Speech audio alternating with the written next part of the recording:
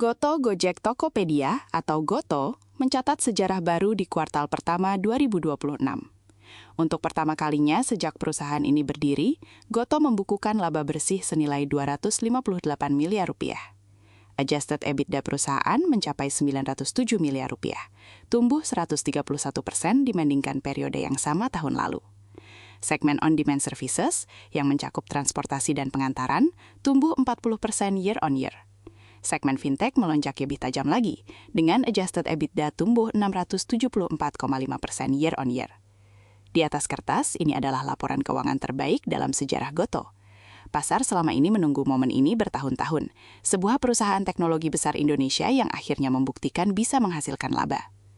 Namun di hari yang sama ketika angka-angka ini beredar luas, IHSG justru ditutup turun 1,23% ke level 6.130,19. Goto tidak bergerak sendirian dalam kevakuman. Ada satu variabel baru yang masuk bersamaan dengan laporan laba ini, dan variabel itu mengubah cara membaca seluruh angka tersebut secara fundamental. Pemerintah Indonesia menyetujui pembatasan komisi platform ride-hailing maksimal 8%. Angka ini bukan sekadar kebijakan tarif biasa. Ini menyentuh langsung mesin penghasil uang utama Goto di segmen on-demand services. Analis KB Valburi Sekuritas menghitung dampaknya secara spesifik. Dengan batas komisi 8%, net take rate segmen ODS diperkirakan turun 170 basis poin menjadi 17,2%. Konsekuensinya lebih besar dari yang terlihat. Potensi penurunan pendapatan segmen ODS bisa mencapai 35,7% year-on-year sepanjang 2026. Segmen yang baru saja tumbuh 40%, dalam skenario regulasi ini bisa berbalik arah secara dramatis hanya dalam 1 tahun kalender. Mekanismenya perlu dipahami sebelum membaca angka laba itu kembali.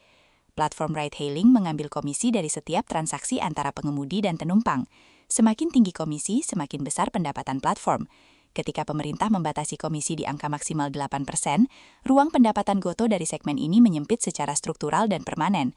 Bukan karena permintaan turun, bukan karena kompetitor merebut pasar, tapi karena aturan mengubah berapa banyak yang boleh diambil dari setiap transaksi. Inilah yang membuat laba 258 miliar rupiah di Q1 perlu dibaca dengan sangat hati-hati. Laba itu diraih sebelum regulasi komisi 8% berlaku penuh. Angka itu mencerminkan kondisi model bisnis lama, bukan kondisi model bisnis yang akan berlaku ke depan. KB Valburi memasang target harga Goto di Rp58, potensi kenaikan sekitar 16% dari posisi saat ini. Tapi yang lebih signifikan, proyeksi mereka untuk keseluruhan tahun 2026 tetap rugi bersih. Laba bersih tahunan pertama Goto baru diproyeksikan terjadi pada 2028, 2 tahun lagi.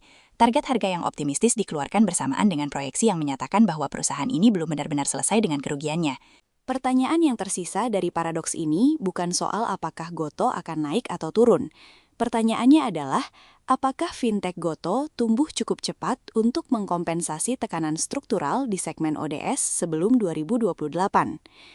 Segmen fintech membukukan adjusted EBITDA tumbuh 674,5% year-on-year di Q1 2026.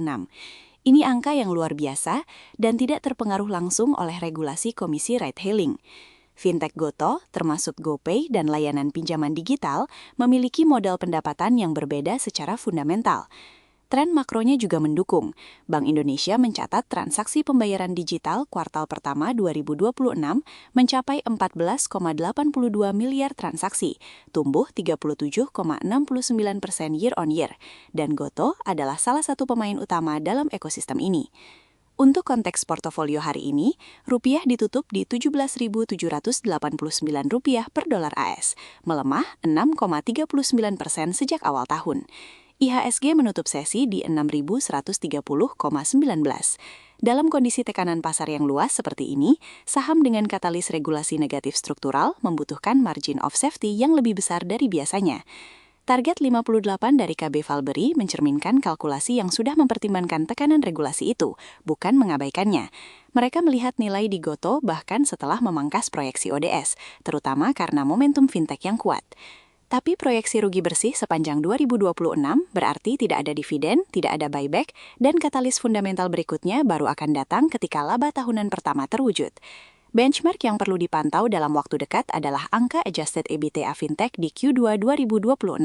Apakah pertumbuhan 674,5% itu bisa dipertahankan atau bahkan dipercepat? Jika bisa, maka argumen bahwa fintech mengkompensasi ODS memiliki dasar empiris. Jika pertumbuhan fintech melambat di bawah 300% year on year, sementara ODS tertekan regulasi, maka laba 258 miliar rupiah di Q1 ini beresiko menjadi puncak yang tidak terulang dalam waktu dekat, bukan titik awal sebuah tren yang berkelanjutan. Setiap hari setelah penutupan, kami menerbitkan ringkasan pasar dan analisis isu utama. Berlangganan channel ini.